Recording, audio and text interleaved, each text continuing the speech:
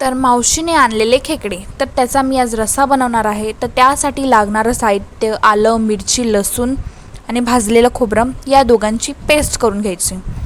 त्यानंतर कांदा आणि बटाटा आणि खेकडा एकदम स्वच्छ धुवून घेतलेला आहे.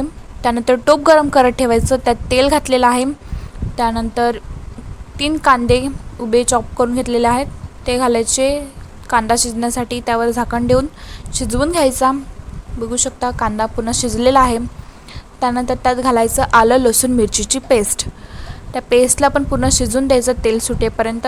बघू शकता कसं शिजलेलं आहे. त्यानंतर त्यात घालायचे खेकडे, पूर्ण मिक्स करून घ्यायचं. त्यानंतर त्यावर झाकण ठेवून त्यावर पाणी घालून वाफेवर हे खेकडे 5-10 मिनटं शिजवून घ्यायचं.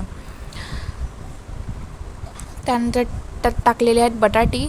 त्यानंतर लाल मसाला, हळद आणि चवीनुसार मीठ घालून मिक्स करून त्यात पाणी घालायचं थोडं आणि परत झाकण देऊन त्यावर पाणी घालून शिजवून द्यायचं. थोडं मध्ये मध्ये मिक्स करत राहायचं. थोडं पाणी ॲड केलेलं आहे. तर बघू शकता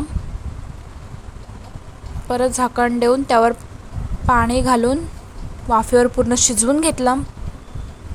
तुम्ही बघू शकता कसं शिजलेलं आहे. बटाटा पूर्ण शिजवून घ्यायचं. त्यानंतर त्यात टाकलेला आहे गरम मसाला 2 चम्मच आणि सुकं खोबरं भाजलेलं ते टाकायचं. त्यानंतर परत झाकण देऊन पूर्ण ते शिजवून घ्यायचं. बघू शकता पूर्ण कसा रस्सा झालेला आहे रेडी. खूप भारी दिसतो आहे. तर तुम्ही ट्राय करून बघा.